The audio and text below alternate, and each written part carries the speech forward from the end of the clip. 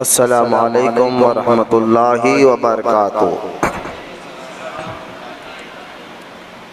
अल्हम्दुलिल्लाह अल्हम्दुलिल्लाहि रब्बिल आलमीन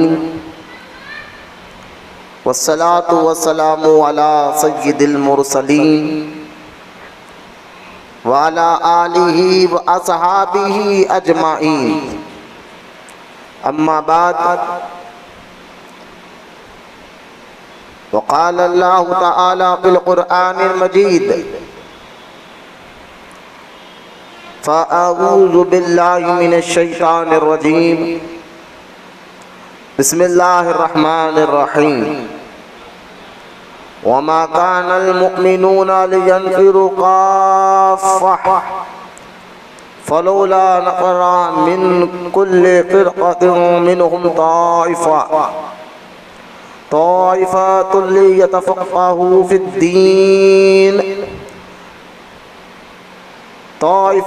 लियतफ़क़्क़हू फ़िद्दीन वलियुनज़िरू क़ौमहुम इज़ा रजअू इलैहिम लअल्लहुम यहज़रून।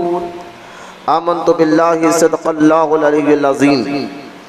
वक़ाल अल्लाहु तआला फ़ी शानि हबीबिहिल करीम इन्नल्लाहा व मलाइकतहु युसल्लूना अलन नबिय्यि या अय्युहल्लज़ीना आमनू सल्लु अलैहि व सल्लिमू तस्लीमा।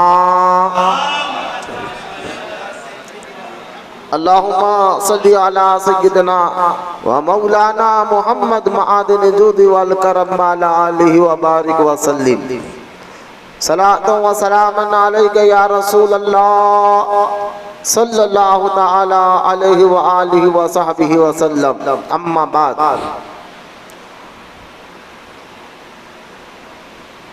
सबसे पहले तो मैं तमाम को खानक़ाह महबूब औलिया के तमाम मुरीद और मुतक़ीद को मुबारकबादी पेश करता हूँ।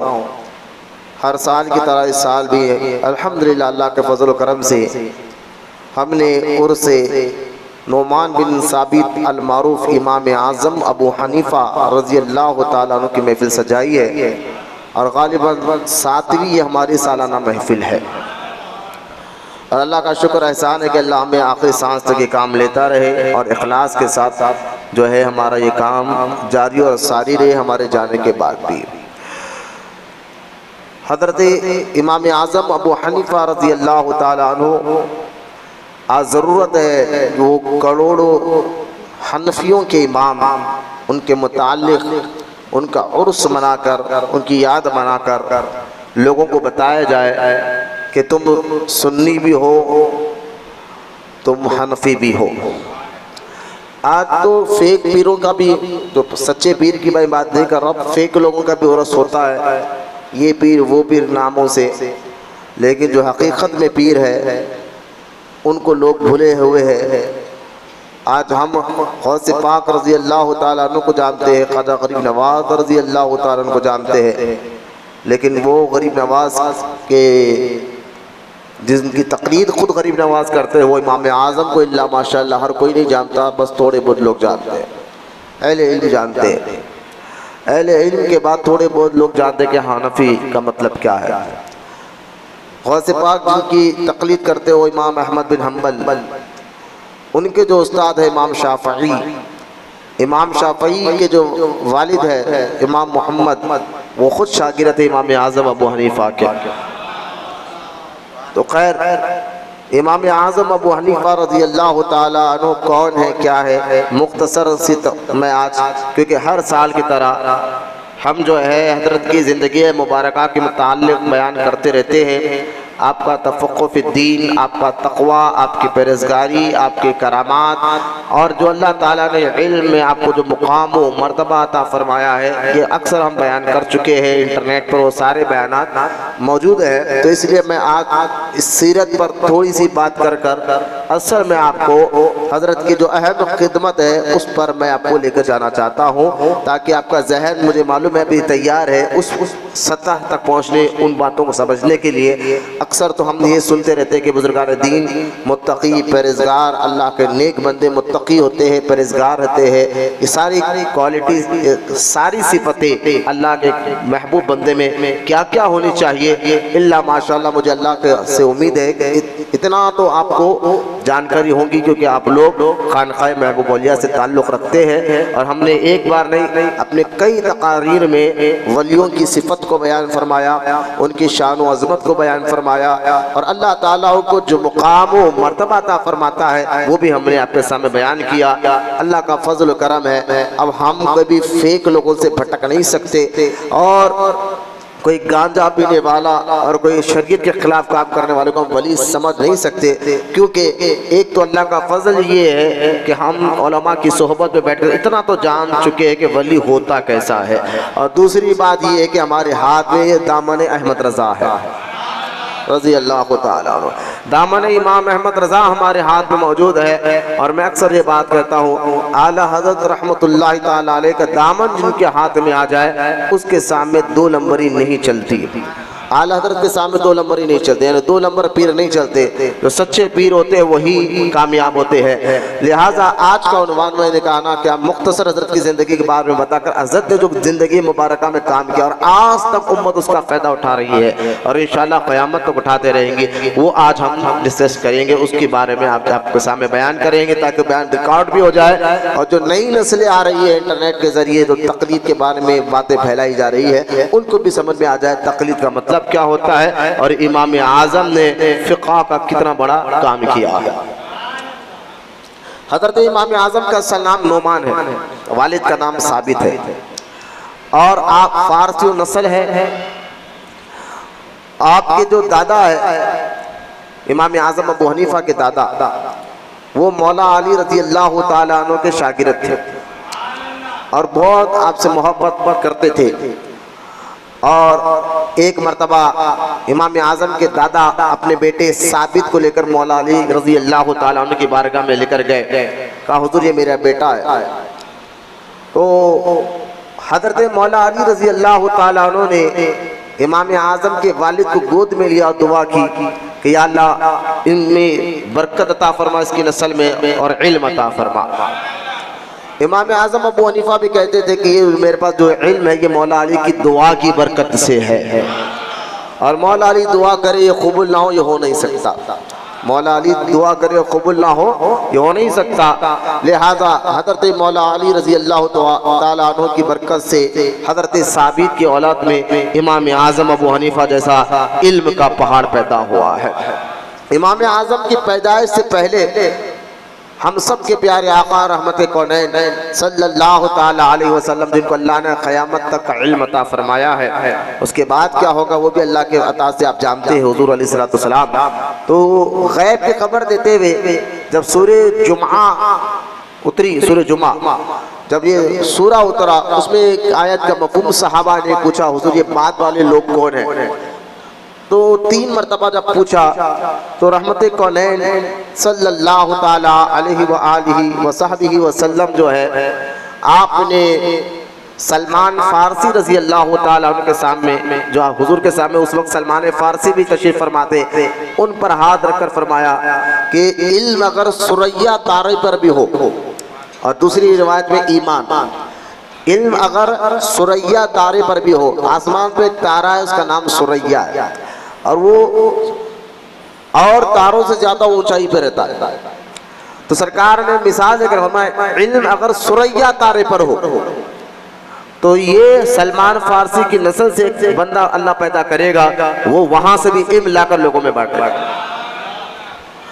तो इस हदीस का मिस्दाक पूरे उलमा और मुहद्दिसीन फरमाते हैं, जो हदीस ये हुजूर बयान फरमा रहे हैं, बाद वाले लोग में इल्म अगर सुरैया तारे पर भी हो, वहाँ से एक फ़ारसी नस्ल होगा, सलमान फ़ारसी के ख़ानदान से होगा और वहाँ से वो इल्म लाकर लोगों में बांटेगा।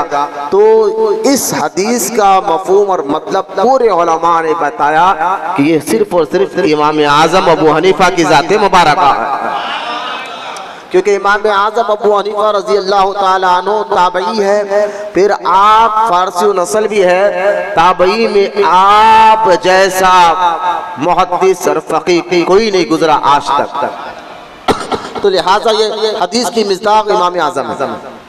तो इसे पता चलता है कि इमाम आज़म का कितना मकाम और मर्तबा है कि गैब का नबी ने उनके पैदा होने से पहले की खबर है।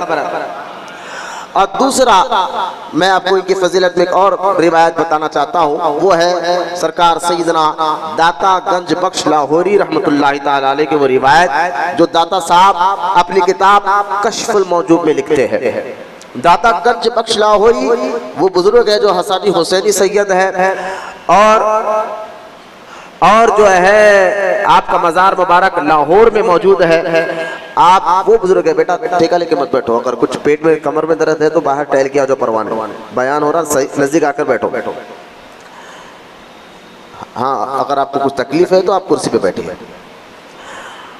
लिहाजा हजरत दाता गंज बख्श लाहौरी रहमतुल्लाहि ताला अलैह वो बुजुर्ग है जिन्होंने हसनी हुसैनी सैयद है और इनके आस्थाने में हुजूर गरीब नवाज ने भी 40 दिन का चिल्ला कर आए थे, जहाँ गरीब नवाज भी फैज लेकर आए हैं। वो बुजुर्ग दाता साहब आप फरमाते, मैंने अपनी किताब कश्फ मौजूब मैंने एक मरतबा ख्वाब में अल्लाह के रसूल सल्लल्लाहु ताला अलैहि वसल्लम को देखा और सरकार अपनी गोद में एक बूढ़े आदमी को ऐसे बिठाए हुए थे जैसा कोई बाप अपने बेटे को संभालता है। कोई बाप अपने बेटे को प्यार मोहब्बत से लाड़ करता ना, गोद में उठाकर या गोद में बिठाकर, इस तरह हुजूर सरवरे कायनात एक बूढ़े आदमी को अपनी गोद में बिठाकर ऐसा लाड़ कर रहे थे जैसा बाप बेटे से लाड़ प्यार करता है बेटा।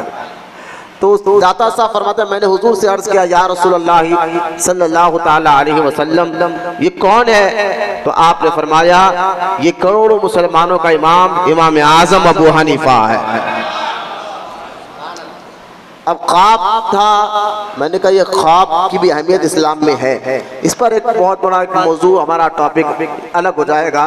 लिहाजा आपकी फजीलत में गैब का नबी ने पहले खबर दी, बुजुर्गान दीन ने, और आपकी फजीलत में शुमार है। आप 80 हिजरी में पैदा हुए और शहर था कूफा। 80 हिजरी में देखो मियाँ मिर्ची वगैरह क्या जला रहे। 80 हिजरी में कूफा शहर में पैदा हुए और 150 हिजरी में बगदाद में आपका इंतकाल हुआ। 150 हिजरी में बगदाद शरीफ में आपका इंतकाल हुआ और आज भी आपका मज़ार मुबारक बगदाद शरीफ में, जहाँ गौसे आज़म की दरगाह है, वहाँ से 2-3 किलोमीटर की दूरी पर मौजूद है। आपकी सारी जिंदगी दीन की खिदमत में गई और अल्लाह ताला ने बचपन से ही बड़ा ज़हीन और फतीन आपको बनाया था कि पूरे उलमा, बड़े बड़े उलमा फरमाते, बड़े बड़े मुहद्दिस और फुक़हा कहते हैं कि आप जैसा फ़क़ीह हमने कभी नहीं देखा। आपको अल्लाह ताला ने ऐसा इल्म अता फरमाया। और आपकी समझ बूझ के बारे में मैं एक रिवायत सुनाना चाहता हूँ कि आप कूफा में पैदा हुए, आपके वालिद और आप कपड़ों का, रेशम के कपड़े का कारोबार किया करते थे। फिर आपको रास्ते में एक बहुत बड़े बुजुर्ग मिले, उन्होंने कहा कि नोमान तुम इसलिए पैदा नहीं हो कि तुम कारोबार करो, तुम इल्म हासिल करो। फिर आपने कई सहाबा से मुलाकात की, हज़रत अनस बिन मालिक रज़ी अल्लाह ताला अन्हु से मुलाकात की, उनसे इल्म हासिल किया। इमाम जाफर सादिक रज़ी अल्लाह ताला अन्हु की 2 साल खिदमत में आप रहे और फिर अल्लाह ताला ने आपके जहन को, आपके सीने को ऐसा खोला कि आप उस मुकाम पर पहुंचे कि फ़क़ीहों के भी इमाम बने। हज़रत इमाम आज़म अबू हनीफा रज़ी अल्लाह ताला की ज़हनियत और उनकी फ़िक्र पर एक बात और रिवायत सुनाना चाहता हूँ। आपके दौर में एक बहुत बड़े मुहद्दिस और फ़क़ीह थे जिनका नाम अबू क़तादा था। ये नाम याद रख ले, मैंने नाम से मुराद मुहद्दिस और फ़क़ीह जो मैं कह रहा हूँ बार बार, अभी मैं बताऊँगा फ़क़ीह कहते किसको और उनका मुकाम क्या है इस्लाम में। तो लिहाजा हज़रत अबू क़तादा नाम एक बुजुर्ग जो है बहुत बड़े मुहद्दिस और फ़क़ीह थे इमाम आज़म के दौर मुबारक में। वो एक बार कूफा शहर में खड़कर ऐलान किया, तकरीर किया, बहुत से लोग आपके इर्द गिर्द जमा हुए और आपने तकरीर किया, ऐलान किया। उसके बाद आपने ऐलान ये किया कि जो मुझसे पूछना है पूछो, मैं तुम्हें बताऊंगा। तो इमाम आज़म अबू हनीफा रज़ी अल्लाह ताला अन्हु खड़े हुए और खड़े होकर अर्ज किया कि ए इमाम, मैं आपसे एक सवाल करना चाहता हूँ। आपने कहा पूछो, क्या पूछना चाहते हो? तो इमाम आज़म ने फरमाया कि कुरान में तो जिक्र है कि सुलेमान अलैहिस्सलाम का लश्कर जब जा रहा था, सूरह नमल 19वां पारा, सुलेमान अलैहिस्सलाम का लश्कर जब जा रहा था और उस वक्त जो है चूंटी ने कहा था, चूंटियों जल्दी जल्दी चलो, कहीं सुलेमान का लश्कर हमें कुचल ना दे। ये 19वें पारे में जिक्र मौजूद है। जबकि तफसीर में आता है सुलेमान अलैहिस्सलाम का लश्कर उस वक्त उन चूंटियों से 3 मील यानी 5 किलोमीटर दूर था। कितने किलोमीटर दूर था? 5 किलोमीटर दूर चूंटियां है और सुलेमान अलैहिस्सलाम 5 किलोमीटर पहले है। चूंटी कह रही है, नमल कहते हैं 19वें पारे में सूरह नमल, नमल चूंटी को कहते हैं। कुरान में इस नाम का सूरा भी है। तो 5 किलोमीटर पहले चूंटी ने क्या कहा कि ऐ चूंटियों, जल्दी जल्दी अपने बिल में चलो, कहीं सुलेमान अलैहिस्सलाम का लश्कर हमें कुचल ना दे। और सुलेमान अलैहिस्सलाम चूंटी की इस बात को सुनकर मुस्कुरा दी। पता क्या चला कि नबी आपकी और हमारी तरह नहीं होता। मैं ये समझाना चाहता हूँ, जो कहते हैं कि नबी हमारी तरह है, तो 1000 चूंटी लेके बता चूंटी बात क्या कर रही है ना। आज तो कोई मशीन ऐसा बनी, कोई आला ऐसा बना कि चूंटी की बात आपको रिकॉर्ड कर सके। मैंने कहा ये सुलेमान अलैहिस्सलाम अल्लाह का नबी है, तो नबी होता इंसान है, लेकिन आपकी और हमारी तरह आम इंसान नहीं होता। तो जब सुलेमान अलैहिस्सलाम का ये मुकाम, एक तो ये पता चला कि हमारी तरह नबी हमारी तरह नहीं होते, दूसरा इल्म गैब भी ये मालूम हुआ कि अल्लाह नबियों को गैब की खबरें देता है। आप दूर से बात सुन रहे हैं, तो लिहाजा आप करीब पहुंचे और उस चूंटी से पूछा, सुलेमान अलैहिस्सलाम ने चूंटी से बात भी की, तो तूने ऐसे कैसे ख्याल किया मैं तुझे कुचल दूंगा? तो चूंटी ने कहा, ऐ अल्लाह के नबी, मुझे आप पर भरोसा है, लेकिन मैंने कहा आपका लश्कर कुचलना दे। तो खैर ये वाकया बड़ा सूरह नमल 19वें पारे में मौजूद है। अब इमाम आज़म पूछना ये चाहते हैं कि मेरा सवाल ये है अबू क़तादा आपसे कि जो चूंटी कह रही थी कि ऐ चूंटियों जल्दी जल्दी, जो चूंटी कह रही थी वो चूंटी नर थी या मादा थी? ये बताइए। नर यानी मेल या फीमेल, दूसरे लफ्ज़ों में समझिए क्या थी?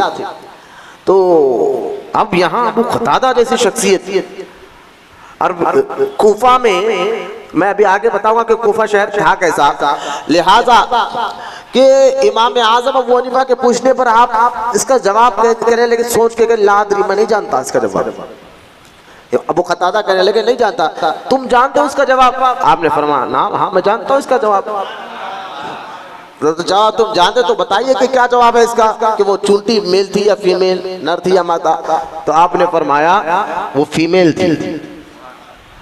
अगर मेल होता तो अल्लाह ताला, अबू क़तादा ने बताया ठीक है तुम कह रहे हो वो फीमेल थी, इसका सबूत क्या है? तो आपने इसका प्यारा जवाब देते फरमा, देखो अगर वो मेल चूंटी मेल होती तो अल्लाह खाला कहता, खाला खालू। कुरान में जब कोई मर्द कोई जिक्र करता है तो अल्लाह उनका जिक्र करना चाहता है तो खाला कहकर कहता है, खाला उस मर्द ने कहा, खालू उसने कहा। तो यहाँ अल्लाह ताला ने खाला या खालू नहीं कहा, खालत कहा। खाफ अलीफ लाम ता, खालत कहा। तो ये जो लफ्ज है ये मेल के लिए नहीं फीमेल के लिए बोला जाता है। तो ये जो लफ्ज बता रहा है कि चूंटी फीमेल थी, तो लिहाजा कुरान हदीस पर तफक्कुह फी दीन इतना अल्लाह ताला ने आपको समझ अता फरमाई थी, इतनी समझ अता फरमाई थी कि आज भी आपके मुक़ल्लिद आपके लिखाए हुए मसाइल से ही आपको फतवा देते। आज भी 1400-1300 साल हो गया है, आज जितने मसाइल आप जानते हैं कि वज़ू के फ़राइज़ क्या है, गुस्ल के फ़राइज़ क्या है, सुन्नत क्या है, सुन्नत मुअक्कदा क्या है, सुन्नत गैर मुअक्कदा क्या है, नफिल क्या है, मुस्तहब क्या है, हलाल क्या है, हराम क्या है, ये कुरान हदीस की जो शरा है ये आज तक 1300 साल तक भी मुसलमान जिसके फतवे पे अमल करते हुए आ रहे हैं वो 4 इमाम है। उन चारों में पहला नंबर इमाम आज़म अबू हनीफा रज़ी अल्लाह ताला अन्हु, और सबसे ज्यादा फॉलोअर्स इमाम आज़म के आपकी तकलीद करते हैं। और आज भी आप मसाइल जो है जितने उलमा फतवे देते, देखिए अगर आप शुरू से देखा जाए जितनी हिंदुस्तान में भी जितनी हुकूमतें चली वो तमाम हुकूमतें बादशाह जब भी काजी बनाते थे और फतवा हनफी मसलक के तहत दिया करते थे। उसका सबूत क्या है? फतवा आलमगीरी है। औरंगजेब रहमतुल्लाह ताला अलैह ने अपने दौर में 500 उलमा को बिठाकर जो फतवा लिखाया था, उस फतवे को फतवा आलमगीरी कहते हैं। वो 500 उलमा ने बैठकर हलाल हराम, जायज नाजायज, सुन्नत गैर सुन्नत, मौक़ता गैर मौक़ता, नफिल मुस्तहब और जितने मसाइल का जवाब, तलाक के मसाइल हो, रोजे के मसाइल हो, नमाज के मसाइल हो, हज के मसाइल हो, ज़कात के मसाइल हो, जितने मसाइल के जवाबात फतवा आलमगीरी में लिखी गई है वो तमाम के तमाम फतवे इमाम आजम अबू हनीफा रज़ी अल्लाह ताला अन्हु के तहत लिखी गई है, यानी आपके फिक़ह के तहत लिखी गई। और फतवा रज़िया क्या है? आला हज़रत ने जो फतवे दिए वो आपने भी फतवे वही तहत दिए है जो इमाम आजम अबू हनीफा के फिक़ह के तहत आपने फतवे दिए है। तो ये थी आपके तफ़क्कुह फ़ी दीन, दीन की समझ। कुरान हदीस को पढ़ना और है, समझना और होता है, पढ़ना और होता है, समझना होता है। तो आज वो इमाम आजम अबू हनीफा जिन्होंने हजारों मसले निकाल कर हल कर दिए और कर कर जो है आज तक उम्मत उसके फायदा उठा रही है। इमाम शाफई, इमाम मालिक, इमाम अहमद बिन हम्बल जिनकी तारीफें करते हैं, दिगर और भी में मुहद्दिसीन है, तो उनका मुकाम मर्तबा क्या होगा इससे अंदाजा करें। आप जैसा मुस्तहिद और फकीह आज तक कोई पैदा नहीं हुआ, इसलिए 1300 साल से मुसलमानों ने कहा मुस्तहिद और फकीह पैदा होते रहेंगे, लेकिन ये चार जैसा कोई पैदा नहीं हुआ। इमाम आजम जैसा, इमाम मालिक जैसा, इमाम शाफई जैसा, इमाम अहमद बिन हम्बल जैसा मुस्तहिद फकीह आज भी पैदा होते हैं, आज भी उलमा होते हैं, बाज आलिम बाज हाफिज होते हैं, मैं भी बताऊंगा, लेकिन मुस्तहिद भी होते हैं, समझ वाले होते हैं। लेकिन जो समझ अल्लाह ताला ने इन चारों को दी और इन चारों में से जो इमाम आजम को समझ अता फरमाई, ऐसा कोई आज तक नहीं पैदा हुआ। इसलिए उलमा ने फरमाया इन चार में से एक की तकलीद करना हर मुसलमान पर वाजिब है।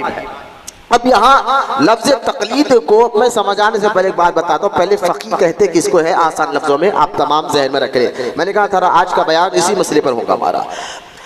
तकलीद फकीह का मतलब क्या है, उसका मुकाम क्या है, पहले आप सुने, पहले उसको आसान कर सकते। एक होता है हाफिज कुरान, जो कुरान को बगैर देखे पढ़ने वाला, उसको आप क्या कहते हैं, हाफिज कुरान। और एक होता है आलिम। एक रिवायत में आता है कि हाफिज से बड़ा मौलवी, मौलवी से बड़ा आलिम होता। चलो ठीक है, इस पद को पकड़ ले। एक हाफिज, हाफिज का दर्जा जानते हैं ना, उनके माँ बाप को अल्लाह इतना बड़ा नूरानी ताज पहनाएगा तो हाफिज का मुकाम क्या होगा। लेकिन वो हाफिज जो कुरान के हलाल को हलाल जाने, हराम को हराम जाने, सिर्फ हिफ्ज कर ले और दाढ़ी काट कर 11 महीने तक क्रिकेट खेलते रहे, आवारागर्दी करते रहे और रमजान का महीना आते ही दाढ़ी छोड़कर मस्जिद में आकर तरावी पढ़ाते, इन हाफिजों की बात नहीं है। यकीनन कुरान का हिफ्ज करना ये अल्लाह का बहुत बड़ा फजल है, करम है। लेकिन मकसद ये है उन हाफिज का मुकाम, जब माँ बाप को अल्लाह इतनी इज्जत देगा क़यामत में, तो उस हाफिज को कितनी इज्जत देगा अंदाजा करे। लेकिन कौन सा हाफिज जो कुरान को याद कर कर अमल भी करे, उस हाफिज को ये फजीलतें मिलती है। और भी बहुत सी फजीलतें अहादीस में मौजूद है। तो एक होता है हाफिज कुरान और एक होता है मौलवी।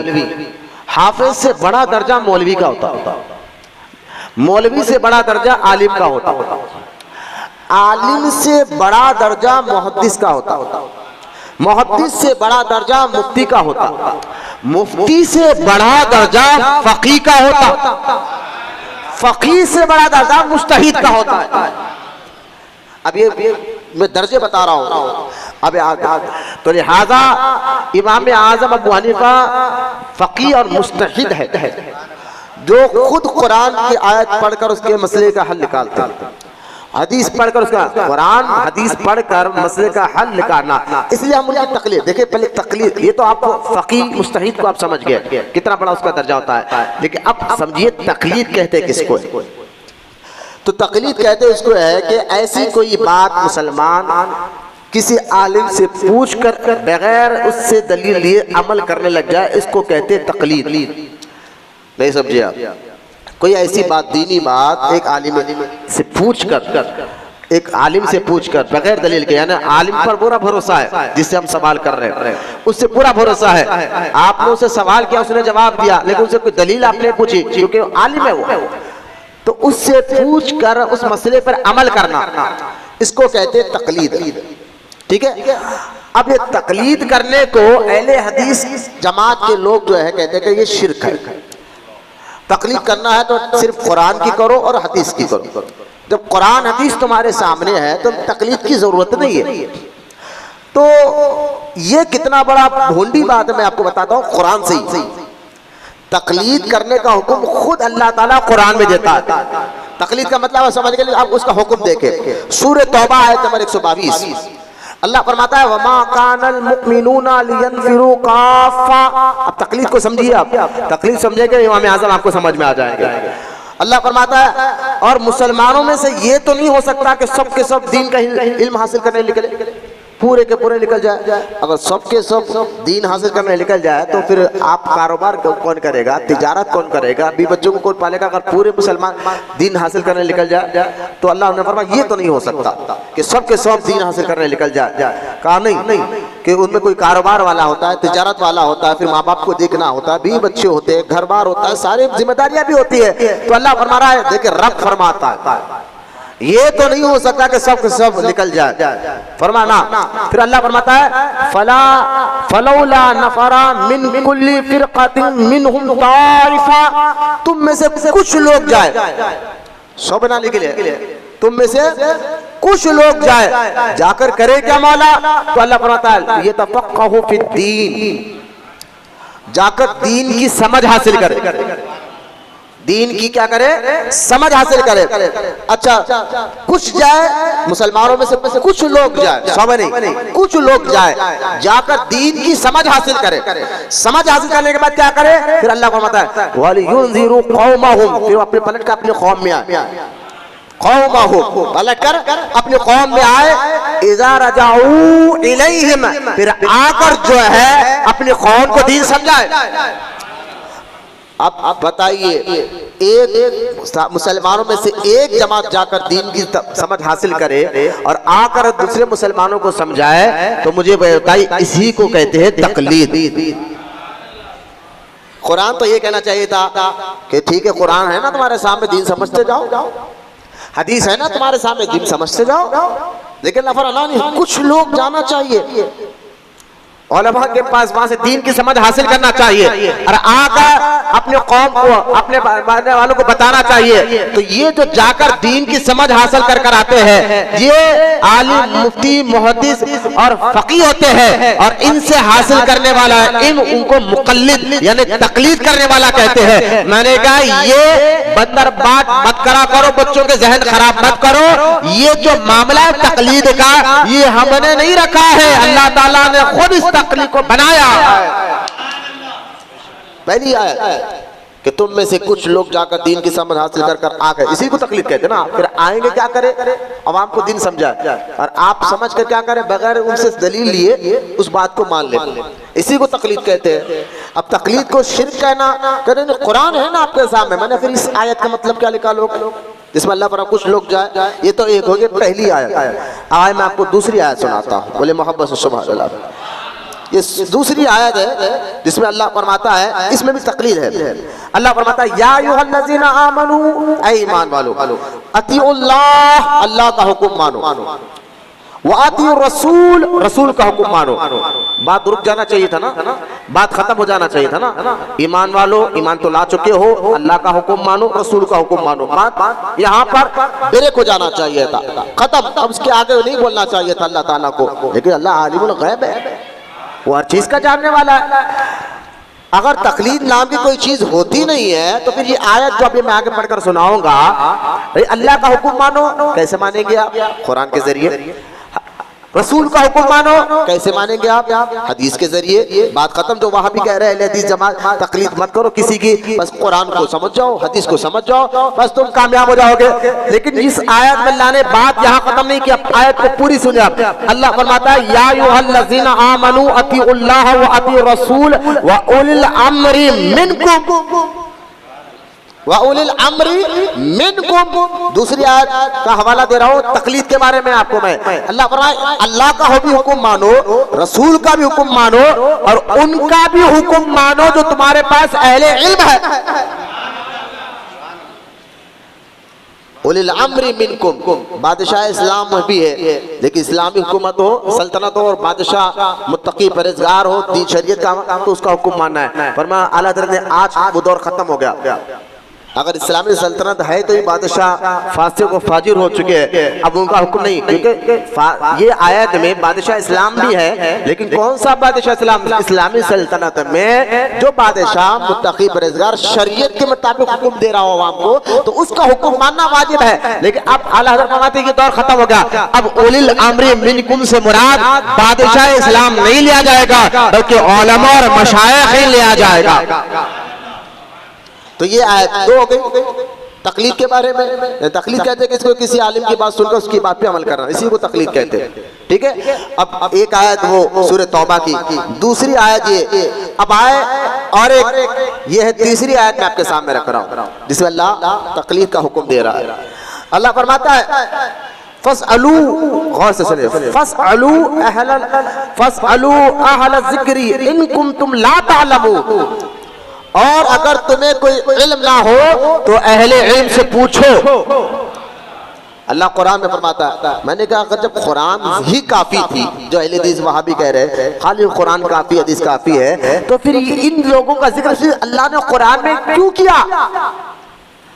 ऐसा तो नहीं हो सकता कि माज़अल्लाह कुरान में गड़बड़ी है, ऐसा तो हो नहीं सकता कि कुरान में पहले सफ़े में कुछ कहा जा रहा है तो दूसरे सफ़े में कुछ कहा जा रहा है। आप हम कुछ किताब लिखे तो वो उसमें गड़बड़ी हो सकती, बंदा कुछ किताब लिखे तो पहले सब में कुछ लिख दिया, भूल गया, आगे जाकर पहले सब में का ये करो, आगे जाकर लिखता ये ना करो, तो आप किताब पकड़ के कहते ये भाई उसी किताब में कहते हैं तुम ये काम करो और उसी किताब में कहते हैं कि ये काम मत करो, तो आप कह रहे ये तो इनसे भूल हो गई, जो चीज मैं पहले इसी किताब में लिख रहा हूँ कि मत करो, आगे लिख रहा हूँ करो, लेकिन से भूल हो गई। भूल, खराबी, गड़बड़ी ये बंदों के लिखे से हो सकता है, बंदों की लिखी हुई किताब में हो सकता है। रब के कलाम इन तमाम चीजों से पाक है, रब का कलाम इन तमाम चीजों से पाक है। इसलिए आप कुरान में देखें सूरह बकरा जब शुरू हो रही है, अल्लाह फरमाता ज़ालिकल किताबु ला रैब फी, अरे भाई ये इस किताब में शक की बात भी नहीं है, खराबी तो दूर की बात है, मिलावट तो दूर की बात है, शक की बात भी इस किताब में नहीं है। तो अगर खाली कुरान हदीस पे अमल करना होता तो मैंने आपके सामने 3 आयतें सुनाए जिसमें अल्लाह फरमाता है कि उनके इनसे इल्म हासिल करो, तुम जो कुछ लोग जाकर इल्म हासिल करें और लोगों को आकर बताए, फिर उनकी बात क्यों सुनने को अल्लाह हुक्म दे रहा है? उलिल अम्री मिनकुम कहकर फिर उनकी बात सुनने का अल्लाह हुक्म क्यों दे रहा है? फिर ये क्यों कह रहा है उनसे पूछो, जिसके बाद तुमको इल्म ना हो तो अहले इल्म से पूछो। तो ये तकलीद के तीसरी आइए आखिरी आयत सुनाकर मैं आगे बढ़ता हूँ, उसके बाद हदीस पाक की तरफ जाता हूँ। अल्लाह ताला जो है यहाँ कुरान में तीसरी सूरह लुक़मान में फरमाता है वत्तबि सबीला मन अनबा इलैहि, सूरह लुक़मान अल्लाह फरमाता है आयत नंबर 15 वत्तबि सबीला मन अनबा इलैहि, अल्लाह फरमाता उनके रास्ते पे चलो, ईमान वालों कह रहा है उनके रास्ते पर चलो जो तुम्हें मेरी तरफ लेकर आए, जो तुम्हें मेरी तरफ लेकर आए। मैंने कहा ये कुरान की चौथी आयत, और भी आयत है, और भी आयत है। अगर तकलीद को समझना है तो मैं आपको ये तो खैर सूरह लुक़मान और सूरह तौबा दीगर और 2 सूरों के नाम मुझे याद नहीं, लेकिन यहाँ आयतें मैंने पढ़ के सुनाई है तो ये तो है। लेकिन अगर आप बताओ और ज्यादा लंबा अगर कोई अहले हदीस कहे तकलीद क्यों, भाई कुरान हदीस है बस उनकी तकलीद करना है, ये किसी आलिम की तकलीद इमाम आज़म की क्यों, इमाम इनकी तकलीद की जरूरत नहीं है, कुरान हदीस काफी है। तो उनको कहना भाई मैं ज्यादा लंबा आपको ले जाकर तकलीद के बारे में नहीं बताता, सूरह फातिहा पढ़कर बताओ। सूरह फातिहा पूरा कुरान का निचोड़ है, सूरह फातिहा पूरे कुरान का निचोड़ है। पूरा कुरान जो आगे चलकर बात बढ़ रही है तो सूरह फातिहा में सारे चीजें मौजूद है। इसलिए मौला अली फरमाते हैं अगर मैं सूरह फातिहा की तफसीर करने बैठूं तो 70 ऊँट किताबों से भर दूं। क्यों? क्योंकि पूरा कुरान आगे चलकर उसी का खुलासा 30 पारे हुए, अगर उसको कम कर दे तो सूरह फातिहा बन जाती है। सूरह फातिहा की अहमियत बता रहा हूँ। और उसको खोले तो फिर पूरा कुरान बन जाता हो। क्यों? तौहीद सूरह फातिहा में मिलेगी, अज़मत मुस्तफ़ा सूरह फातिहा में मिलेगी, अल्लाह से बारगाह में वसीला लेना सूरह फातिहा में भी मतलब मिलेगा।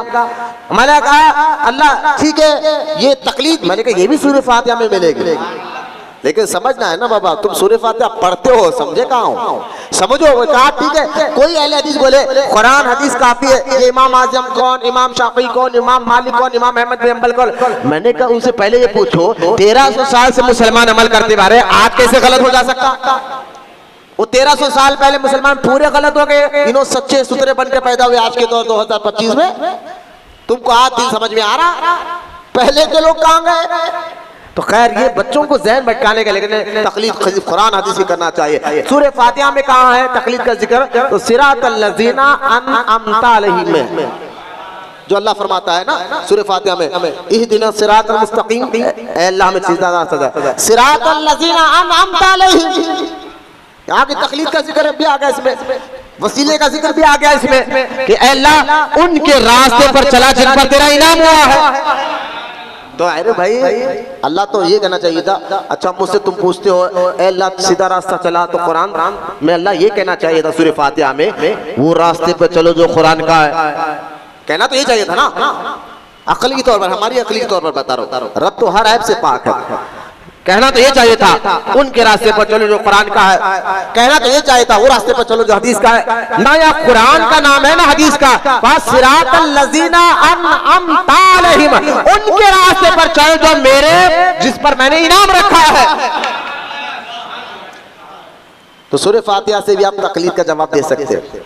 मैं ज्यादा आपको कहेंगे हजरत ये तो हो गई तकलीद के बारे में कुरान की आयतें। अब आ जाए हदीस समझाने से पहले मैं आपको, बात लोग कहते हैं ठीक है कुरान में है ना भाई, ये शख्सी तकलीद है जो इमाम आज़म ने जो तरीका निकाल कर बता, कोई भी मसला इमाम आज़म के पास कोई मसला आता है तो पहले उसका जवाब आप कुरान से देते थे। कुरान में उस मसले का जवाब ना होता है, लेकिन आम आदमी वहां तक नहीं पहुंचा समझ, तो फिर आप हदीस से जवाब देते थे। हदीस में जवाब ना मिलता, कोई ऐसा मसला आ जाए ना कुरान में उसका जवाब मिले ज़ाहिरी तौर पर, ना हदीस में जवाब मिले ज़ाहिरी तौर पर, तो फिर इमाम आज़म क्या करते थे, इजमाए सहाबा का कौल देखते थे कि सहाबा इकराम इस मसले में क्या बोले। अगर कुरान हदीस इजमा सहाबा में भी वो सवाल का जवाब ना मिले, तब आप जो है अपने ख्यास कर यानी अपनी समझ से कुरान हदीस से ही मसला निकालते थे, ख्यास कर उस मसले का जवाब देते थे। ये वहां पे बड़ा चुबा, मैं ख्यास कहते हैं कि इसको मैं एक इसकी मिसाल देता हूँ। देखिए आप एक मसला आ गया इमाम आज़म अबू हनीफा के पास, क्या कि एक औरत आकर कहने हुजूर बड़ा मसला पैदा होगा। बोले क्या हुआ? मेरा शौहर बड़ा गुस्से वाला है, अब मैं ख्यास कहते किसको है और उसका जवाब कैसे दिया जाता है वो समझा रहा हूँ आपको, ठीक है। तो मेरे शौहर का मामला ये है कि वो पानी मंगा तो लाने में मेरे से देर हो गई, लेकिन जब मैं पानी लेकर पहुंची तो बड़ा गुस्से में आ गया मेरा शौहर, और गुस्से में आकर उसने कहा अब तो पानी मुझे देंगी तो 3 तलाक, और खुद पानी पीएंगी तो भी तुझे 3 तलाक, अगर तो उसमें से पानी गिलास फेंक देंगी तो भी 3 तलाक, अगर उसके अंदर पानी रहेगा तो भी तुझको 3 तलाक, अगर तूने किसी और को पानी की गिलास दी तो भी तुझे 3 तलाक। अब से मसला देखिए, अब बताओ कोई कुरान में इस मसले का जवाब मिलेगा ज़ाहिरी तौर पर? हदीस में सहाबा के दौर में तो ऐसा मसला कभी हुआ नहीं, तो इजमा सहाबा में भी ये मसला नहीं मिलेगा।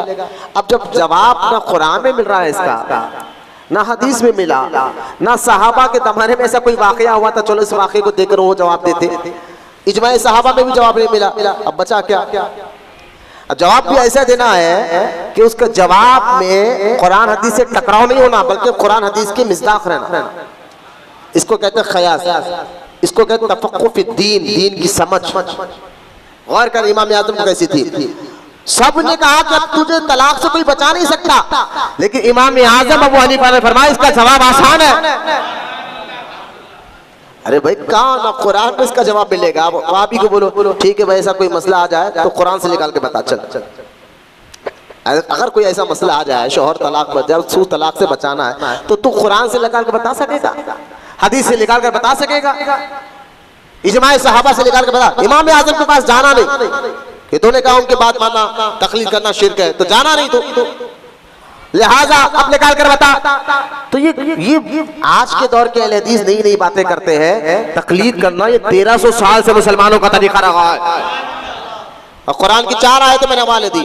अब इमाम आजम ने जवाब कैसे दिया? उसको तलाक से बचाया भी, दिमाग से जोर लगाए कि ना पानी पी सकती, ना फेंक सकती, ना शौहर को दे सकती, ना उसमें पानी रहना, ना वो किसी और को दे सकती, लेकिन तलाक से बचना कैसा?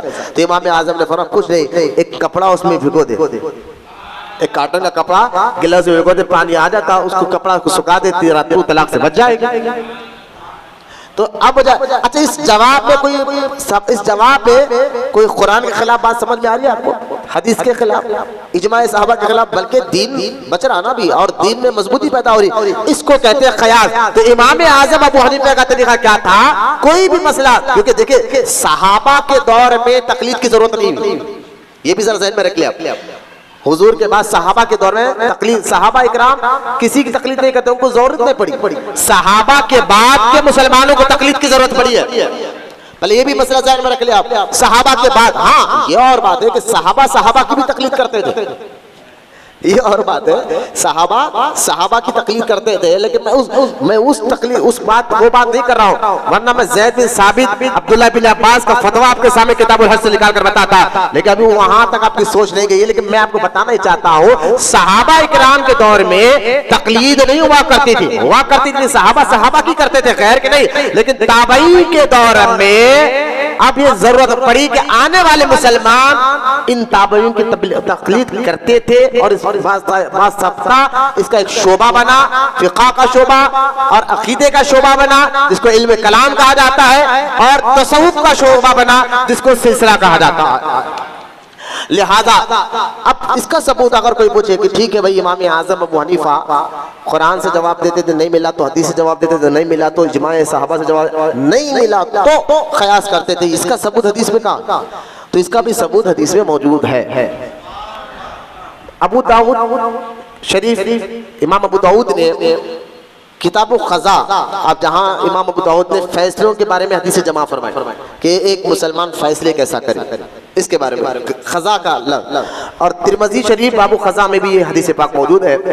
माज़ बिन जबल रज़ी अल्लाह तआला अन्हु को सरकार मदीना अलैहिस्सलाम एक मरतबा एक इलाके में, रिवायत में मुल्क यमन में का खाजी बनाकर भेजे कि आप जाइए वहाँ खाजी, क्योंकि वहाँ के कबीले नए नए इस्लाम कबूल कर रहे थे, तो वहाँ दीन समझाना है ना, उनको जाके दीन बताना है कि दीन क्या है। और हुजूर रहमत कौनैन तो मदीने मुनव्वरा में है, तो वो जो दूर दूर लोग इस्लाम कबूल कर रहे हैं, तो उनको दीन के मसाइल कौन बताएगा? तो सरकार ने अपने एक सहाबी माज़ बिन जबल को भेजा कि तुम जाओ वहां जाकर जो है वो उस इलाके में जाकर आप तबलीग करो, दीन बताओ, जो नए नए लोग मुसलमान हो रहे कलमा पढ़े हैं। तो माज़ बिन जबल ने कहा कि हुजूर इजाज़त दिए, जाने लगे। तो अब सरकार अलैहिस्सलाम ने पूछा माज़ बिन जबल से कि माज़ ये बताओ कोई मसला आ गया तुम्हारे सामने यमन में, जवाब कहाँ से दोगे? तो कहा या रसूलल्लाह कुरान से दूंगा। क्या कहा? कुरान से जवाब दूंगा। ठीक है, अगर कुरान ना मिला तो कुरान में ऐसा मसला आ जाए उसका जवाब अभी कुरान में, क्योंकि अभी कुरान मुकम्मल नहीं होता, हुजूर ज़ाहिरी जिंदगी में जिंदा है, कुरान भी मुकम्मल नहीं हुआ है। तो कोई ऐसा मसला आ जाए कुरान में तुम्हें ना मिला तो माज़ बिन जबल ने फरमाया हुजूर सुन्नत मुस्तफ़ा यानी आपकी हदीस को सामने रखकर जवाब दूंगा। अब देखें उन्होंने फरमाया अगर हदीस में सरकार ने फरमाया अलैहिस्सलाम तुम्हें सुन्नत मुस्तफ़ा यानी हदीस में भी जवाब ना मिला तो क्या करोगे? तो तब आपने फरमाया या रसूल अल्लाह कुरान को आपकी सुन्नत को सामने रखूंगा और सवाल करने वाले के मसले को गौर से देखूंगा, फिर जवाब कयास करके अपनी समझ से जवाब अता फरमाऊंगा, जवाब अपनी समझ से दूंगा। और ऐसा जवाब जो ना कुरान से टकराए ना हदीस से टकराए, जवाब भी ऐसा जो कुरान के खिलाफ हो ना हदीस के खिलाफ हो, बल्कि जवाब दूंगा। तो अल्लाह के रसूल अलैहिस्सलाम ने इन्हें फरमाया माँ ऐसा मत करो, अभी मैं जिंदा हूँ, ज़ाहिरी जिंदगी में आदमी मेरा आपका जिंदा है, समझाने के लिए कह रहा हूँ, मैं तो अभी जिंदा हूँ, तुम एक काम करो खत लिख कर मुझसे भेज दो, मैं जवाब दूंगा ना। बल्कि हुजूर ने ये मना नहीं फरमाया, सरकार ने माज़ बिन जबल को सीने से लगाया और लगाकर फरमाया अल्लाह तेरा लाख लाख शुक्र है, मेरी उम्मत में तूने ऐसे लोगों को पैदा फरमाया है। तो ये यहाँ से ये जो भी दलीलें थे यहाँ तक पैदा होती थी। खैर मैं अब ज्यादा लंबा नहीं लेना चाहता। तकलीद के मुतालिक 4 आयतें थे और हदीस बुखारी शरीफ में हदीस पाक है। आप सुनिए, आप सही बुखारी किताबुल इल्म में हदीस पाक है। अल्लाह और ये हदीस ना इमाम बुखारी रज़ी अल्लाह ताला अन्हु अपनी किताब किताबुल इल्म में, और ये हदीस रिवायत होती है हज़रत अमीर मुआविया रज़ी अल्लाह ताला अन्हु से। ये हदीस की रावी कौन है जो मैं अभी सुनाने जा रहा हूँ? इमाम बुखारी ने लिखा अपने बुखारी शरीफ में, और रिवायत अमीर मुआविया से, हज़रत अमीर मुआविया रज़ी अल्लाह ताला अन्हु से रिवायत हुजूर रहमत कौनैन बुखारी में है। रहमत कौनैन सल्लल्लाहु ताला अलैहि व आलिहि व सहबी वसल्लम ने इरशाद फरमाया अल्लाह जिससे भलाई का इरादा करना चाहता है उनको दीन की समझ अता फरमा देता है। अल्लाह जिनसे भलाई का रब जिनसे भलाई का इरादा करना चाहता है उनको दीन की समझ अता फरमा देता है। फिर अल्लाह के रसूल ने फरमाया वल्लाहु यूती अना कासिम, बस बात इतनी है अल्लाह देता है बांटता मैं हूं। अब ये हदीस से पता चला कि दीन के तफक्को, दीन की समझ जो जिनसे रब भलाई करना चाहता है, अल्लाह जिनसे भलाई करना चाहता है उनको अता फरमाता है।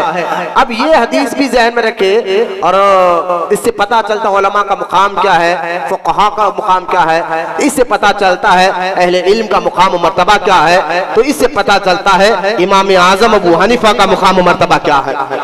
एक तो ये इमाम आज़म की और एक फजीलत मैं आपको बताऊं, सरकार ने फरमाया सबसे अच्छा जमाना मेरा अलैहिस्सलातु वस्सलाम, फिर फरमाया मेरे बाद मेरे सहाबा का जमाना, फिर उनके बाद उनको देखने वालों का जमाना, तो तीसरा ठीक है अपना जमाना, सहाबा का जमाना, फिर सहाबा को देखने वालों का जमाना। और सरकार ने फरमाया तीनों जमाने खैरुल कुरून है, यानी जिसने मुझे देखा वो भी जन्नती और जिसने मुझे देखने वालों को देखा वो भी जन्नती है। तो इमाम आज़म ये चारों इमाम में ये इमाम आज़म ही को ये फजीलत है कि एक तो आप वो जमाना पाए जिस जमाने को हुजूर ने कहा अच्छा जमाना, और दूसरा आपको ये भी फजीलत हासिल है कि जिसके बारे में हुजूर ने फरमाया जिसने मुझे देखा वो जन्नती और जिसने मुझे देखने वाले को देखा वो भी जन्नती। अब यहाँ मैं आपको बताना चाहता हूँ, देखिए अब यहाँ इमाम आज़म अबू हनीफा पर एक और इतराज किया जाता है कि इमाम आज़म को सिर्फ 17 हदीसें याद थी। हाँ अहले हदीस आज भी करते, चिल्ला चिल्ला कर हल्ला खुल्ला सुलग जाता, कहता ना इमाम आज़म को क्या समझती, सिर्फ 17 हदीसें जानते थे। लेकिन एक फकीह के लिए जिसका मुकाम मुहद्दिस से भी बड़ा हो, हाफिज से भी, आलिम से भी बड़ा हो, थोड़ा आप अभी जो मैंने बताया है तो थोड़ा आप सोच के बताइए ऐसे कैसे हो सकता है कि इतना बड़ा फकीह मुज्तहिद फिल मजहब हो वो सिर्फ 17 हदीसें जानता हो। आइए मैं आपको उसकी वजह बताता हूँ। वजह समझना है, यानी इमाम आज़म कितने बड़े मुहद्दिस और फकीह है इसको समझना है तो उस शहर को समझना पड़ेगा जिस शहर में इमाम आज़म पैदा हुए, इसको समझना है। तो इमाम आज़म जिस शहर में पैदा हुए उस शहर को समझना पड़ता। उस शहर का नाम क्या है? इराक का शहर है कूफा। क्या नाम है? कूफा शहर है। अच्छा ये कूफा शहर बसा कब? इस शहर को समझोगे तो अब आपको समझ में आ जाएगा कि इमाम आज़म कितने बड़े मुहद्दिस और फकीह है। और ये कहना कैसे वो सिर्फ 17 हदीसें याद थी, कितना बड़ा झूठ। अच्छा उस दौर में भी हासिदीन थे इमाम आज़म के, आज भी है। अरे इतने हासिदीन थे इमाम आज़म के उस दौर में भी, आपके तफक्कुर फी दीन, आपकी समझ, आपकी दानाई, आपकी अक्ल को देखकर खुद इमाम शाफी कह उठे हम तमाम मुसलमानों की अक्ल, यानी ताबई के बाद की बात चल रही है, साहबा समझ जाइए, तमाम ताबई के बाद के मुसलमानों की अक्ल को तराजू के एक पल्ले में रखा जाए, उसमें इमाम शाफी की भी अक्ल है, इमाम मालिक की भी, इमाम अहमद बिन हंबल की भी अक्ल है, और फरमाते एक पल्ले में इमाम आज़म की अक्ल को रखा जाए तो इमाम आज़म की अक्ल का पल्ला भारी हो जाएगा। इतनी समझ, इतनी अक्ल, दानाई। मैंने अभी आपको सूरह नमल का एक वाक़या सुनाया, शुरुआत में अंदाजा करें तो लिहाजा अब देखिए पहले उस शहर को समझिए जो शहर में आप पैदा हुए। इमाम हजरत फारूक आजम के दौर में शहर आबाद हुआ। कूफा शहर कब आबाद हुआ? दौरे खिलाफत फारूक आजम में। वो कैसा कि जब रहमत कौनैन के पर्दा फरमाने के बाद, सिद्दीक अकबर के पर्दा फरमाने के बाद, जब फारूक आजम बने, अमीरुल मोमिनीन खलीफतुल मुस्लिमीन बने, और आपके दौर में फतूहात बहुत फैलने लगे, यानी दीन फैलने लगा। 44 ममालिक पर इस्लामी झंडे लगे। कितने? 44 ममालिक पर इस्लामी झंडे लहराने लगे। तो जो लोग मदीना तो मुनव्वरा से मुल्क शाम जाते थे, तो मदीने पाक से मुल्क शाम का जो रास्ता था, तो बीच में एक भी शहर नहीं था। अब फारूक आजम के दौर में बिरजे बने, शहर बने, बहुत से चीजें और दीनी काम के अलावा भी सड़कें बने, फौज के महकमे बने, पुलिस के महकमे बने, और गवर्नमेंट में यानी जो बैंक्स कह लीजिए, जो टैक्स के मसले बने, बहुत सी चीजें फारूक आजम के दौर में बने। तो आप फारूक आजम को लोगों ने कहा, हुजूर ये जो मदीने पाक से हम तिजारत कर रहे हैं, मुल्क शाम जा रहे हैं, रास्ते में तमाम जंगल है, तो कहीं हम रुक नहीं सकते जहां कुछ आबादी हो, कुछ देर ठहरे, आराम करे। तो हजरत उमर इब्न खत्ताब ने जब इस तकलीफ को, मुसलमानों की इस तकलीफ को देखा, तो आपने क्या किया? आपने बीच में मदीने पाक और मुल्क शाम के बीच में एक शहर आबाद करने को कहा। उस शहर का नाम कूफा है। अब देखिए शहर की बुनियाद इसी शहर में पैदा हुए ना, कूफा। पहले आप बुनियाद कर समझिए, मैं सिर्फ शहर की बुनियाद समझाऊंगा, आप इमाम आजम का हदीस का मुकाम समझ जाएंगे। खाली शहर को आप समझाएंगे। एक तो ये, अच्छा जब शहर बना तो इमाम फारूक आजम में सिर्फ शहर आबाद करने का नहीं, वहां पर सड़कें बनाए, मकानात बनाए, मदरसे, उस समझाने के लिए स्कूल बनाए, मदरसे बनाए, क्योंकि जब शहर बनेंगे तो लोग आके रहेंगे, लोग आके रहेंगे तो रहने की सारी सहूलत होना चाहिए, खाने पीने रहने। जब खाने पीने सहने से तो सबसे पहले इल्म भी तो होना चाहिए ना, इल्म भी होना चाहिए कि वहां पर लोग जाए। तो वहां पर क्या हुआ, हजरत उमर इब्न खत्ताब ने उस शहर में हजरत अब्दुल्ला इब्न मसूद रजी अल्लाह तआला अन्हु को इस शहर कूफा का काज़ी खुजा बनाकर भेजा। किस सहाबी को भेजा? अब्दुल्ला इब्ने मसूद रजी अल्लाह तआला अन्हु को भेजा। ये कौन है अब्दुल्ला इब्ने मसूद रजी अल्लाह तआला अन्हु? साबिक़ून अव्वलून में से ये सहाबी आते हैं, यानी दूसरे लफ्ज़ों में समझे 5वें नंबर पर, और दूसरी बात में 6वें नंबर पर इन्होंने इस्लाम को कबूल फरमाया था। इतने ख़दीमुल इस्लाम है अब्दुल्ला इब्न मसूद, जो 6वें नंबर पर इस्लाम ला रहे हैं, कबूल कर रहे हैं अब्दुल्ला इब्न मसूद। बाबो फजाइल देख अब्दुल्ला इब्न मसूद, और अब्दुल्ला इब्न मसूद रज़ी अल्लाह तआला अन्हु के बारे में आता है कि आप हुजूर को हर वक्त हुजूर को देखते रहे सारी जिंदगी, इसलिए हनफिया हाथ बांधता है। और जो सहाबी हुजूर को एक बार देखा, सरकार का भी हाथ सीने पे बांधे हुए थे, वो शाफई मसलक बन रहा।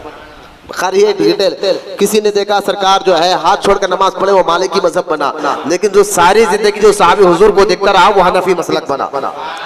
अब्दुल्ला इब्न मसूद रज़ी अल्लाह तआला अन्हु हुजूर के इतने करीब, इतने करीब, इतने करीब थे, बाद के सहाबा कहते मदीना मुनव्वरा में जब हम इस्लाम कबूल करें, तो अब्दुल्ला इब्न मसूद का हुजूर के घर आना जाना इतना था, तो हम तो ये समझते थे कि अब्दुल्ला इब्न मसूद अहले बैत से है, यानी नया आदमी आप में बैठे हुए और फला शख्स मेरे घर में आ रहा जा रहा, आम बिल्कुल आम इजाजत है आने जाने की। आप आदमी के शायद साहब के कोई रिश्तेदार है, कोई खास कोई खानदान वाले होंगे, इतना हम तो पाए इंतजार करिए, बंदा तो डायरेक्ट जा रहा आ रहा। तो दूसरे साहबा कह रहे हैं अब्दुल्ला इब्न मसूद का हुजूर के घर इतना आना जाना था, जो नए नए इस्लाम हुआ, हम समझते थे कि अब्दुल्ला इब्न मसूद तो अहले बैत से है। फिर उनका इल्म ऐसा जो हुजूर की सारी जिंदगी खिदमत में रहे। और नालैन जो है ना, नालैन शरीफ को अब्दुल्ला इब्न मसूद, हुजूर जब नालैन छोड़ते थे तो एक नालैन को अपने आस्तीन के इसमें डाल देते, दूसरी नालैन को अपने आस्तीन से, और इस तरह हाथ बांधकर सीने को लगा बोले ना सुभान अल्लाह। वो नालैन से फिर सीना कैसा खुला होगा अब्दुल्ला इब्न मसूद का रज़ी अल्लाह तआला अन्हु। और फिर आपने हुजूर को सारी जिंदगी देखा, अब सिद्दीक अकबर को देखा, फारूक आजम के जमाने को देखा। अब इल्म ऐसा कि उन 14 मुज्तहिद सहाबा में 1.25 लाख सहाबा, 1,30,000 1.25 लाख सहाबा भी है, उन 1.25 लाख सहाबा में सिर्फ 14 मुज्तहिद सहाबा थे। कितने? 14, जिसमें चारों खुलफा भी आते हैं, चारों इमाम हसन भी आते हैं। लिहाजा इन 14 मुस्तहीद सहाबा में एक ज़ैद बिन साबित के अलावा, अब्दुल्लाह इब्न अब्बास के अलावा अब्दुल्लाह इब्न मसूद भी आते हैं। इसलिए हजरत उमर इब्न खत्ताब रजी अल्लाह, अच्छा इनके हजरत अब्दुल्लाह इब्न मसूद की एक और खासियत मैं आपको बताऊं। सहाबा कहते हैं अगर अल्लाह की बारगाह में हम जब भी दुआ करते तो हम अब्दुल्लाह इब्न मसूद का वसीला लेकर जो दुआ करते तो अल्लाह ताला उस दुआ को फौरन कबूल फरमा लेता था। ये जामी तिरमिज़ी में हदीस पाक है। फज़ाइल अब्दुल्लाह इब्न मसूद पढ़े तो ये हदीस वहां मिल जाएंगे जो मैं आपको बयान कर रहा हूँ। सहाबा वसीला लेकर अल्लाह की बारगाह में दुआ करते थे। कितनी मुत्तकी परहेज़गार सहाबी है, तमाम सहाबा मुत्तकी है, लेकिन इनका मुकाम बता रहा हूँ सहाबा में। लिहाजा अब इनको खाजिल खुजा बनाकर भेजा गया, कहाँ? कूफा में। अब जब ये आए और ये शहर को आपने इल्म से भर दिया। अच्छा इनके अलावा कौन है इस शहर कूफा में? जब ये आके बसे खाजिल खुजा बनकर, अब सोचिए इस मुबारक शहर में 1050 सहाबा इकराम। इसके बाद जब कूफा आबाद हो गया, अब्दुल्लाह बिन मसूद खाजिल खुजा बन गए। जब आबाद हो गया उसके बाद 1050 सहाबा भी आकर रहने लगे। उन 1050 सहाबा में से 70 सहाबा असहाबे बदर के थे। हाय हाय नहीं, शायद मैं नहीं समझ, थोड़ी किसी को नहीं आ रहा मैं क्या कह रहा हूँ। 1050 सहाबा भी आकर रहने लगे उस कूफा में। उनमें से 70 सहाबा बदरी थे और 300 सहाबा बैत रिज़वान के थे। बदरी सहाबा बैत रिज़वान के सहाबा जानते ना, जो जंगे बदर में सबसे सलाम पहले जंग हुई बदरी सहाबा, और जो हुदैबिया के मैदान में झाड़ के नीचे बैत करे हुजूर के हाथ में, उसको असहाबे बैत कहा जाता है, जिनका जिक्र कुरान सूरह फतह में मौजूद है। सूरह फतह में मौजूद है। तो 300 असहाबे सहाबा थे। अब सोचिए कि जिस बुरूज में ये नुजूम हिदायत, यानी जिस शहर में ये नुजूम हिदायत इकट्ठे हो, उसकी ज़ौफ़िशा कहां तक होगी? उसका इल्म, उसका वहां उस शहर में कैसा इल्म था होगा? इसलिए आप देखिए जब इसी शहर में मौला अली आए, जानते ना मौला कायनात तो हजरत मौला कायनात अली मुर्तज़ा रज़ी अल्लाह ताला बाबुल इल्म हिकमत का खजाना, वो अली जब मदीना मुनव्वरा को छोड़कर किसको दारुल खुलफा बनाया था? कूफा को। किसको बनाया था? बोलो ना, किसको? कूफा को बनाया था। जब मौला अली कूफा शहर में आए, अब सोचिए कूफा शहर में ना, शहर समझ जाओगे तो इमाम आज़म समझ में आ जाएंगे आपको। लिहाजा जब कूफा शहर में मौला अली आए और अब्दुल्लाह इब्न मसूद को जब मालूम हुआ कि अली आ रहे हैं, मौला अली रजी अल्लाह ताला अन्हु आ रहे हैं, तो आपने मौला अली रजी अल्लाह ताला के इस्तकबाल के लिए अपने 1000 शागिर्दों को लेकर बॉर्डर पर इस्तकबाल किया।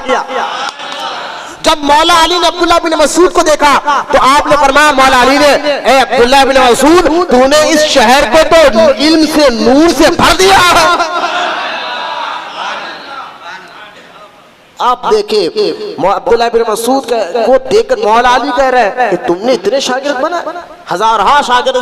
जब अब्दुल्लाह बिन मसूद मौला अली की इस्तकबाल के लिए शहर कूफा के बाहर ठहरे रहे तो 1000 शागिर्दों के साथ खड़े रहे, जिसमें मुहद्दिस है, फुक़हा है। सोचो इल्म कैसा था होगा।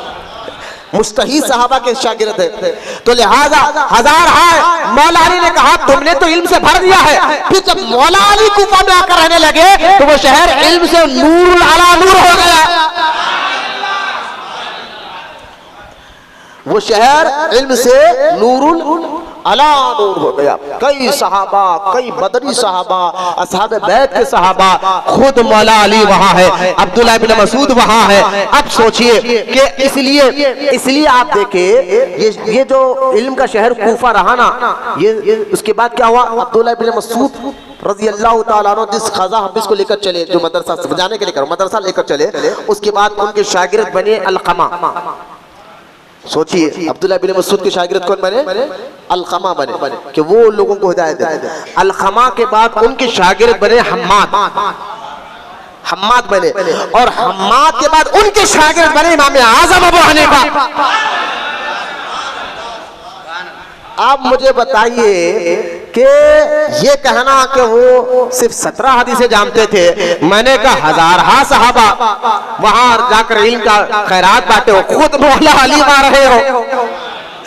तो वहां के मौला अली ने कितने शागिर्दों को बनाया होगा, कैसा इल्म फैलाया होगा, नूरुल अला नूर शहर को बना दिया गया। अच्छा, ये इमाम आजम के दौर तक नहीं रहा। इमाम बुखारी जो इमाम आजम के 200 साल बाद पैदा हुए, 150 हिजरी में आप इमाम आजम दुनिया से तशरीफ ले 80 हिजरी में पैदा हुए, 150 हिजरी में इंतकाल कर गए, और 242 या 248 या 49 कुछ ऐसा है ये हिजरी इमाम बुखारी की पैदाइश। और इमाम बुखारी आप जानते हैं जब बुखारी शरीफ पूरी खड़ी हुई है, इमाम बुखारी ने कितनी मेहनत और मशक्कत कर कर हदीसों को जमा फरमाया है। खुद इमाम बुखारी से पूछे कि आपने किस मेहनत से मशक्कत से आपने हदीसों को जमा फरमाया और कहां कहां गए। इमाम बुखारी से किसी ने पूछा, आप जब हदीस बुखारी शरीफ की लिखे आपने वहां इस हदीसों को जमा करने के लिए आप किस किस जगह गए, किस किस के पास जाकर इल्म हासिल करने लगे। तो इमाम बुखारी कहने लगे, मैं मक्का 2 बार गया, मदीना 2 बार गया, इराक 4-5 बार गया। जहां जहां उस इलाके में इमाम बुखारी के जहां बड़े बड़े फुक़हा और मुहद्दिस रहते थे वहां जाके इल्म हासिल करते थे इमाम बुखारी। इसलिए कह रहे मैं मक्का इतने बार गया, मदीने इतने बार गया, इराक गया, बुखारा गया, समरकंद गया, फला शहर का नाम लिया। पूछने वाले ने पूछा, आपने कूफा का नाम नहीं लिया? इमाम बुखारी जहां से हदीसें लाते हैं, सोचिए कि वहां कितने कितने मुहद्दिस थे होंगे। इमाम बुखारी से पूछा गया, आप सारे शहर के नाम ले रहे हैं, कूफा का नाम नहीं ले रहे हैं। इमाम बुखारी ने कहा कि मैंने नाम लिया इसलिए नहीं है कि मैं कितने बार कूफा गया मुझे खुद याद नहीं है। मैं इस शहर कूफा को गया कितने बार मुझे उसका ही इल्म नहीं है। अब बताइए मुझे कि जिस शहर को इमाम बुखारी कह रहे हैं कितने बार मैं गया, कितने बार मैं गया मुझे याद नहीं है, और उस पर इल्जाम लगाना क्योंकि जिस दिन गए तो पता क्या चला कि कूफा इमाम बुखारी के दौर में भी कई मुहद्दिसीन का मरकज था। तो जहां इमाम बुखारी जाकर हदीसें ला रहे हैं कितने बार गए उनको याद नहीं है। तो उस शहर में इमाम आजम इल्म का समंदर रखते थे अपने दौर में, अपने वक्त में ताबई के दौर में, और उनको कहना उनको सिर्फ 17 हदीसें याद थी। अच्छा सुनिए, एक बात मैं आपको बताता हूं। 2 रिवायत मेरे सामने आई। मैं जब ये किताब पढ़ रहा था, मोहम्मद हनफी खान रज़वी हुज़ूर ताज शरिया के खलीफा है, इनकी किताब पढ़ रहा था तब मुझे मालूम हुआ। लेकिन 2 मैं आपको एक बात बताता हूँ। हुजूर की से निकले हुए हदीसें 2 रिवायत, एक है 3500 हदीसें, सिर्फ कितने 3500 हदीसें, और एक रिवायत में है 4400 हदीसें, जो सारी जिंदगी हुजूर की जुबान मुबारक से निकले। हदीसें है कितने, या तो 3500 या 4400। लेकिन फिर इमाम बुखारी को 1 लाख सही हदीसें याद थी। और खुद इमाम अहमद बिन हम्बल से जब पूछा गया आपके जैसा मुस्तहिद बनना है तो क्या करना है, तो आपने फरमाया 5 लाख हदीसें उसको याद रहना। अच्छा, हदीस याद करना, हदीस मुहद्दिस बनना कोई बच्चों का खेल नहीं है। हदीस याद करना तो जिससे आप रिवायत ले रहे हैं उन रावियों के बारे में भी जानना मुहद्दिस को जरूरी होता है। नहीं समझे? मेरा उस्ताद कौन, तो उन्होंने कौन थे जिससे मैं हदीस ले रहा हूँ, तो उनके बारे में उन्होंने कहाँ पैदा हुए, उनका अमल कैसा था, फिर उनका इंतकाल कैसा हुआ, मुत्तकी थे नहीं थे, परहेजगार थे नहीं थे। एक मुहद्दिस को एक एक रावी की छानबीन, उनका इल्म, पैदाइश का इल्म, कहाँ पैदा हुए, कैसा इल्म हासिल किया, ये सारे बातें याद करना जरूरी होता है मुहद्दिस को। रावियों के बारे में हर रावी की जरा करते मुहद्दिस, सिवाय सहाबा को छोड़कर। सहाबा पे कोई जरा नहीं करता मुहद्दिस। सहाबा के बाद जिसे भी हदीस आगे बढ़ी उनके बारे में जरा हुई, छानबीन हुई, ये कौन है। सहाबा के बारे में मुहद्दिस इसलिए जो है छानबीन नहीं करते क्योंकि मुहद्दिस कहते हैं, कुरान कहता है कि तमाम के तमाम सहाबा आदिल है। कुरान कह रहा है तमाम के तमाम सहाबा क्या है, आदिल है। तो जब कुरान कह दे तो अब उनके बारे में हमें जानना की जरूरत नहीं है। सहाबा के बाद जिन जिन से हदीस मिली है एक एक रावी की छानबीन करते मुहद्दिस। बोलो ना यार, कितनी मेहनत कर कर हम तक दीन पहुंचा। मुहद्दिसों की मेहनत देखिए, ठीक है, मुहद्दिसों की मेहनत का अंदाजा करें आप कि कितनी मेहनत से इन्होंने दीन हम तक पहुंचाया है। क्यों? रावी की अगर छानबीन नहीं करते तो मसला आज बहुत गुड़गुड़ हो जाता। कैसा? हारून रशीद के दौर में एक गुस्ताख किस्म का रावी पकड़ा गया और हारून रशीद ने जब उसको देखा तो उसको कत्ल करने का हुक्म दिया, तो हंसने लगा, था शिया हंसने लगा, क्यों हंस रहा है, मैं तो मर रहा हूँ लेकिन मैं झूठी हदीसें जो गाड़ दिया हूँ उसका क्या करूँ। तो हारून रशीद ने कहा हमारे पास अब्दुल्ला इब्ने मुबारक, हारून रशीद के दौर में अब्दुल्ला इब्ने मुबारक अमीरुल मोमिनीन फिल हदीस थे, ये लक़ब था आपका, अमीरुल मोमिनीन फिल हदीस, हदीस के अमीरुल मोमिनीन, इतने बड़े मुहद्दिस थे। एक कुर्बान जाओ, वो अब्दुल्ला इब्ने मुबारक के शागिर्द थे इमाम आज़म अबू हनीफा के, ये भी शागिर्द थे इमाम आज़म अबू हनीफा के, तकलीद करते थे। तो उन अब्दुल्ला इब्ने मुबारक के अक़वाल मैंने पढ़कर हैरान कर दिया, यार क्या कह रहे इमाम आज़म के बारे में।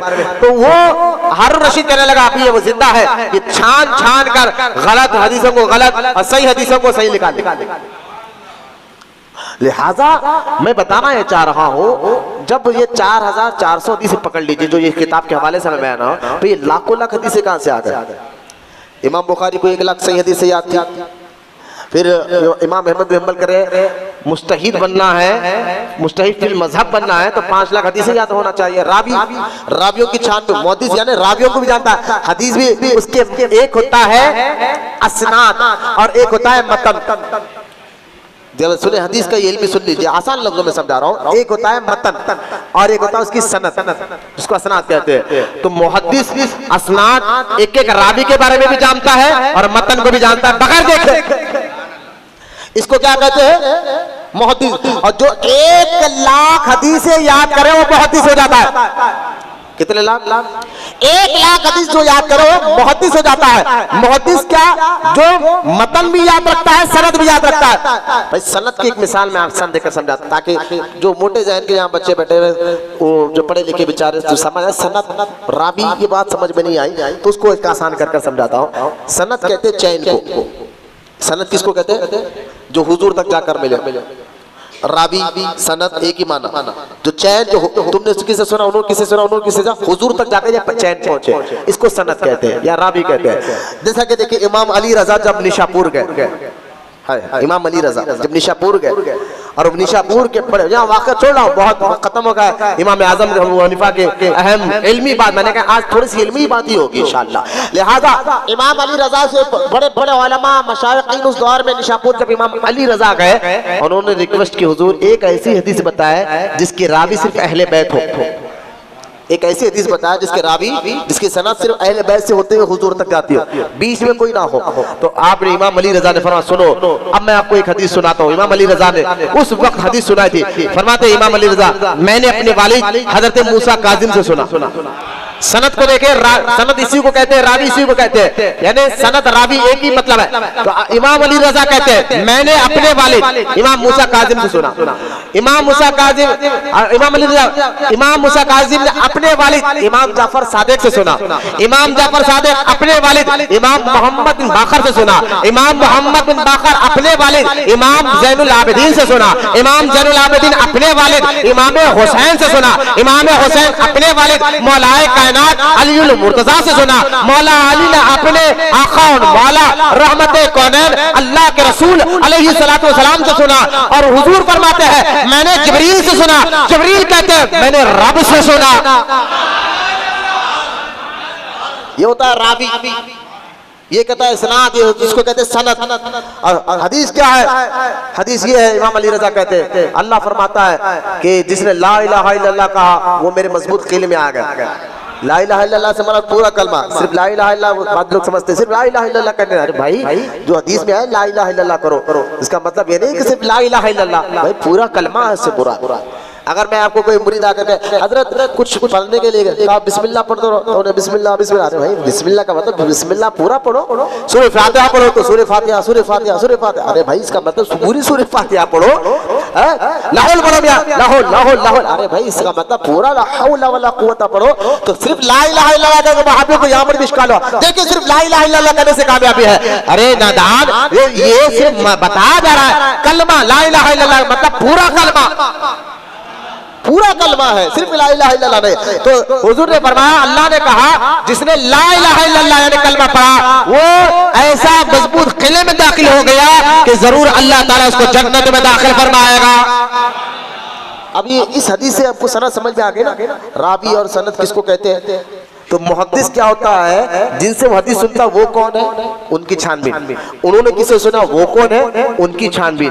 उन्होंने किसे सुना वो कौन है, उनकी छानबीन। तो ये जो है ना मुहद्दिस की मेहनत बता रहा हूं।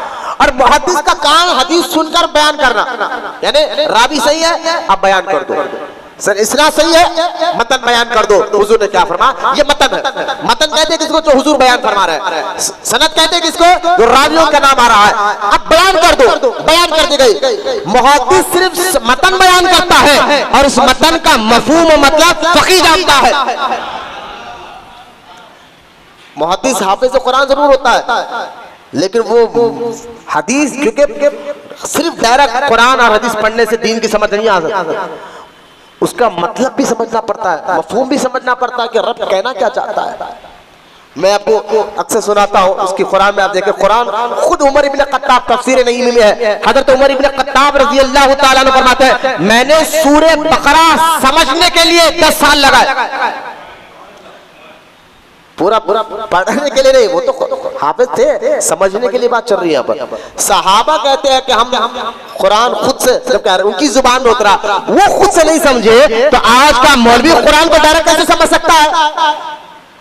ये बच्चों को गलत बातें जहन में बिठाई जा रही है कि भाई खुद कुरान पढ़ो दीन समझ जाओ। ऐसे कैसे हो सकता है भाई, खुद कुरान पढ़कर, कुरान है रब का कलाम, सहाबा खुद पढ़कर नहीं समझे। जब ये सूरह बकरा में ये आयत मुबारका है मौजूद, सूरह बकरा में, कि जब अल्लाह ताला ने फरमाया कि जब सहरी तक खाओ और पियो और उस वक्त तक खाते पीते रहो जब तक काला तागा सफेद ना हो जाए।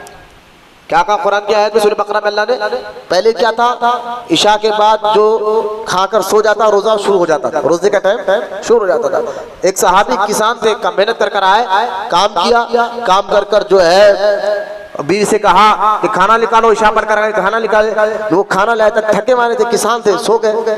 जब सो गए तो रोजा शुरू हो गया। उठ गए बाद उन्होंने कहा मेरा तो रोजा शुरू हो गया।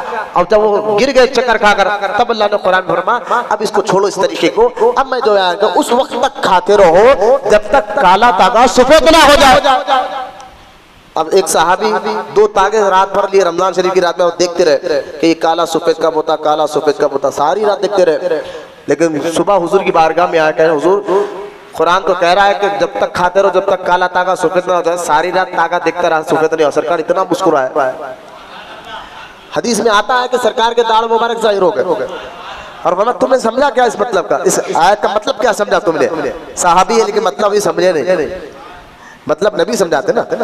तो लिहाजा तुमने इस आयत का मतलब क्या समझा? हुजूर मैं तो यही समझा था कि काला तागा खुद ब खुद सफेद हो जाएगा। कहा ना, मतलब ये है जब तक काला तागे से मुराद रात है, सफेद तागे से मुराद सफेदी है। जब काला अंधेरा छटने लग जाए और उस पर सफेदी का रंग आने लग जाए तब तक खाते रहो, सहरी तब तक है। एक सहाबी कुरान की आयत को खुद से नहीं समझ सके। आज का मौलवी फोन में खाली देखकर कुरान समझना चाहता है, बटन दबाओ, इंस्टाग्राम पे देख लो, बोले ओ कुरान बहुत आसान है। अबे एक बटन में कुरान दीन समझना चाहता है। और इंजीनियर बनने के लिए 15 साल, डॉक्टर बनने के लिए 20 साल, वहां तुझे ट्रेनिंग नजर नहीं आता और दीन समझने के लिए एक बटन काफी है खाली। वाह भाई वाह। दुनियावी किताब समझने के लिए 15 साल लगा लो, दीन समझेंगे सिर्फ एक बटन में। ये आज सोच होगी लोगों की। खैर दीन जो है ना इन उलमा से आता। तो अब यहाँ मैं सवाल का जवाब दे रहा था आपको कि जब हदीस 4400 या 3500 है तो ये लाखों लाख हदीसें कैसे बन गई? तो इसका मतलब ये है, सुने इस का मतलब देखिए, असल में हदीस बनती है, हदीस मतलब होता है कि है रावियों की वजह से ये तब्दीली हो जाती है। एक हदीस एक सहाबी ने सुनी, उन्होंने अपने इलाके यमन में जाकर दूसरों को बताया, उन्होंने तीसरे को बताया, तीसरे ने चौथे को बताया, चौथे ने पांचवें को बताया। मतलब एक ही है, सहाबी ने सुनकर उनको बताया, उन्होंने सुनकर 10 को बताया, 10 ने 20 को बताया। अब ये एक हदीस नहीं 50 हदीस हो जाएगी। समझ रहे बात को? कि रावी ये तो फैल गए ना यमन में, इराक में, ये साहबी सुने वहां जाकर हदीस सुना, उन्होंने 20 को 20 ने 50 को 50 ने 100 को, इस तरह से राविया बन गए। तो अब लाखों लाख हदीसें बन गए हैं, लेकिन असल देखा जाए 3,500 या 4,400 हदीसें याद है। अब देखे इमाम आजम अबू हनीफा के बारे में आता है कि इमाम शाफी, यहया इब्न यहया, बड़े बड़े मुहद्दिसीन कहते हैं इमाम आजम के बारे में उस दौर में भी था कि सिर्फ 17 हदीसें याद है। कहा ना, इमाम आजम तो 4,000 हदीसें जानते हैं। बच्चे कितने? अगर 4,400 को पकड़े तो बच्चे कितने? तो सब आ गए ना इमाम आजम के पास, बचा क्या? ये कहना अरे कोई हदीस बची का है बता। अच्छा, यहाँ उलमा ने फरमाया सुनो, ये 400 भी नहीं बचे। वो कैसे? उसकी भी उलमा ने इसलिए नहीं बचे कि जो 4,000 हदीसें इमाम आजम के बारे में कहा जा रहा है, यहाँ इल्म की नफी नहीं है, यहाँ पर सिर्फ उनको 4,000 हदीसों से उन्होंने मसले निकाले।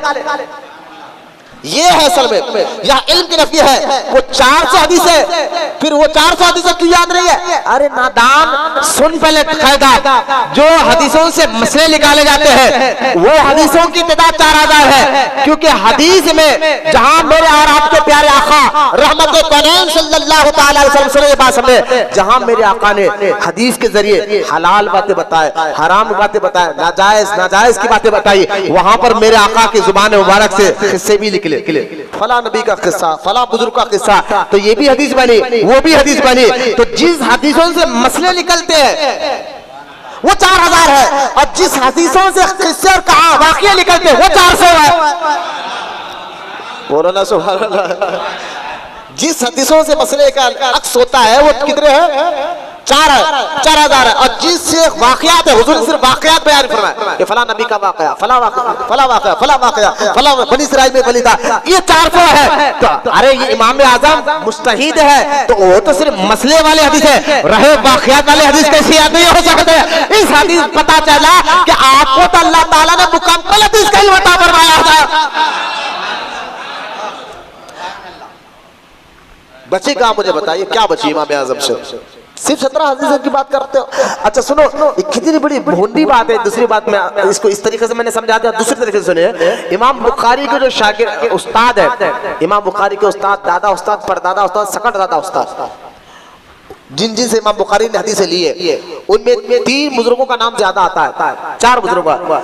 एक यहया इब्न यहया, और एक है हकम बिन इब्राहिम, यहया इब्न यहया, हकम बिन इब्राहिम, यहया इब्न मुईन, सुफियान सूरी, सुफियान बिन आइना।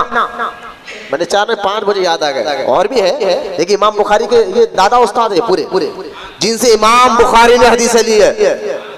सोचिए, आज कुरान के बाद दर्जा बुखारी शरीफ का होता है ना, लेकिन इमाम बुखारी जिनसे हदीसें लेते हैं, आप हदीसें पढ़े, इमाम बुखारी खाला यहया इब्न यहया, मैंने यहया इब्न यहया से सुना, खाला यहया इब्न मुईन, या मैंने यहया इब्न मुईन से सुना, खाला हकम बिन इब्राहिम, मैंने हकम बिन इब्राहिम से सुना, खाला सुफियान बिन सूरी, मैंने सुफियान बिन सूरी से सुना, खाला सुफियान बिन आइना, मैंने सुफियान बिन आइना से सुना। ये इमाम बुखारी के उस्ताद, परदादा दर सकट दादा उस्ताद है। मैंने कहा ये चाहे यहया इब्न यहया हो, यहया इब्न मुईन हो, और यहया हकम बिन इब्राहिम हो, सुफियान बिन आइना हो, सुफियान बिन सूरी हो, या अब्दुल्लाह इब्न मुबारक हो, ये सारे के सारे शागिर्द इमाम आजम अबू हनीफा के।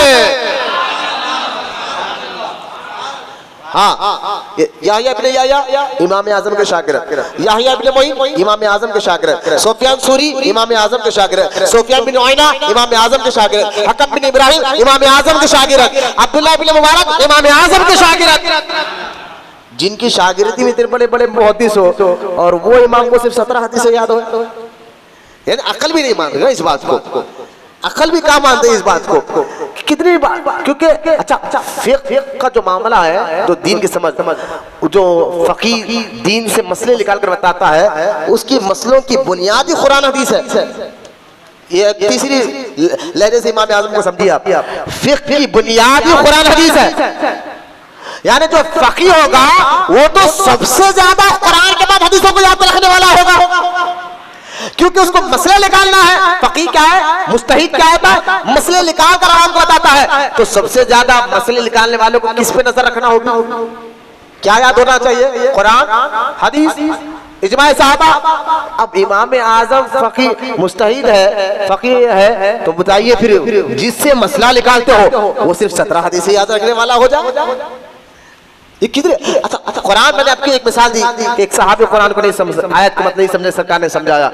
इसी तरह हदीस की भी बात मफहूम ऐसे है जिसको नहीं समझ सकते। बानी जामिल ज़ाविया अनवरुल्लाह फारूकी रहमतुल्लाह तआला अलैह अपनी किताब हकीकत फिक़्ह में एक हदीस लाए, वो सुना रहा हूं मैं आपको। आप फरमाते हैं कि अब्दुल्लाह इब्न अब्बास रज़ी अल्लाह तआला अन्हु, जानते ना अब्दुल्लाह इब्न अब्बास को, है हुजूर के चाचा के बेटे अब्दुल्लाह इब्न अब्बास, और हुजूर के साथ रात में तहज्जुद की नमाज पढ़ते थे। बुखारी किताब तहज्जुद में जिक्र है, हुजूर के लिए पानी ला कर देते और तहज्जुद की नमाज में करते। और हदीस में आता है, अल्लाह मायनी कहते हैं, एक मता वो जो है ना हुजूर अलैहिस्सलाम ने नमाज तहज्जुद में बाजू खड़ा अब्दुल्लाह इब्न अब्बास को, आप पीछे हट गए, फिर बाजू खड़ा, आप फिर पीछे हट गए, फिर बाजू खड़ा, आप फिर पीछे हट गए। नमाज के बाद हुजूर ने फरमाया, मैं तुझे अपने बराबर खड़ाता हूँ, तू पीछे क्यों हट जाता है। अब्दुल्लाह इब्न अब्बास फरमाते हैं, आका मेरी औकात क्या, मैं आपके बराबर खड़ा हूँ। अच्छा सुने, ये अब्दुल्लाह इब्न अब्बास हुजूर जब दुनिया से तशरीफ लेकर गए तो इनकी उम्र 13 साल थी। ये भी सुनिए आप, बाद लोग कहते नहीं वो हदीस दानी की उम्र इमाम आजम के जमाने में 20 साल होना शर्त थी, तभी साहबा अपनी शागिर्दी में लेते थे। इमाम आजम जब तक बड़े हो 20 साल के हो तब तक तमाम साहबा पर्दा फरमा गए। कि भोंडी बात मत करो, यहाँ अब्दुल्लाह ये कोई ऐसा तरीका था ही नहीं, ये झूठ माना जा रहा है, पहली बात। दूसरी बात, इमाम अब्दुल्लाह इब्न अब्बास जब पर्दा हुजूर जब पर्दा फरमाए आपकी उम्र 13 साल थी। और फारूक आजम के दौर में तो हजरत उमर इब्न खत्ताब हर फैसले में अपने बाजू को अब्दुल्लाह इब्न अब्बास को बिठाते थे। लोग कहने लगे ये बच्चा है 14-15 साल, ये क्या कर लेगा, ए उमर ये क्या कर लेगा।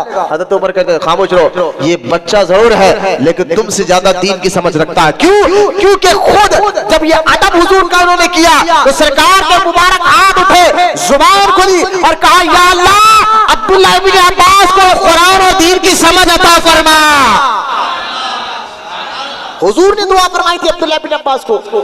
सोचिए, खुद हुजूर ने दुआ फरमाई कि अल्लाह अब्दुल्लाह इब्न अब्बास को दीन और कुरान की समझ अता फरमा। तो क्या समझ आई होगी, इसलिए फारूक आजम उनके 15 साल की उम्र अपने बाजू बिठाते थे। अब अब्दुल्लाह इब्न अब्बास देखिए, फकीह क्या होता है जो हदीस का मफहूम भी समझता है। अब्दुल्लाह इब्न अब्बास वहां नफिल नमाज पढ़ रहे और कुछ इकरामा बैठे हुए हैं। इकरामा कौन है, मुजाहिद कौन है, ये मौला अली की शागिर्द है। अब्दुल्लाह इब्न अब्बास में खुद मौला अली के शागिर्द है। हाँ, बाबुल इल्म के शागिर्द का नाम अब्दुल्लाह इब्न अब्बास है। तो खैर अब्दुल्लाह इब्न अब्बास नमाज पढ़ रहे हैं, नफिल नमाज चल रही है, इकरामा वहां बैठे हुए, शेख मुजाहिद वहां बैठे हुए। एक आदमी आया, सवाल करा और सवाल करने लगा कि अगर पेशाब के दौरान मनी निकल जाए क्या गुस्ल फर्ज हो जाता है। तो वहां बैठे हुए इकरामा, वहां बैठे हुए मुजाहिद, वहां बैठे हुए दिगर बड़े बड़े उलमा ताबई, उन्होंने कहा हाँ अगर पेशाब के दौरान मनी निकल जाए तो गुस्ल हो जाता है, फर्ज हो जाता है।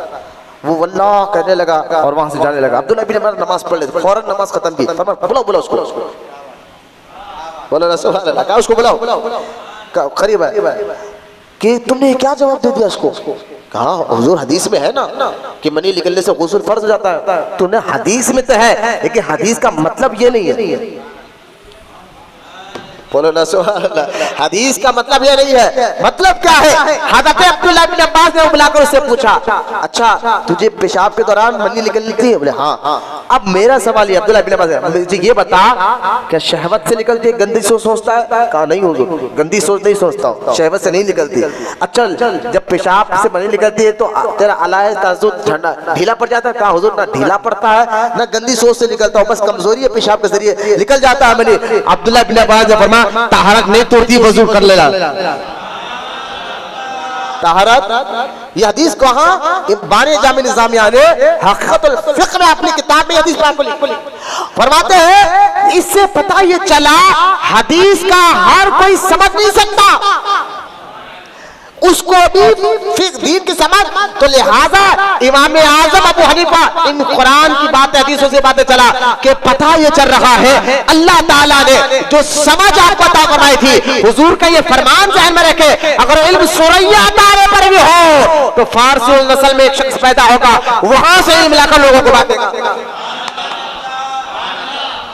बोलो ना सुभान अल्लाह।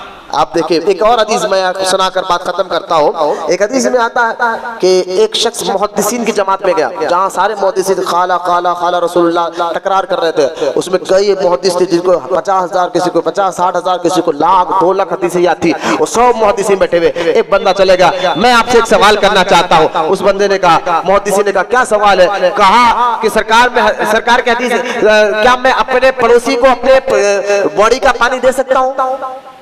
मेरा खेत है, पड़ोस में भी एक खेत है, मेरे पास पानी बहुत है मेरे बॉडी में, तो मैं अपना पानी खेत में सिराब करने का अपने पड़ोसी खेत को भी दे सकता हूँ पानी? तो अब हदीस में आता है कि कोई अपना पानी दूसरे के खेत में ना डाले।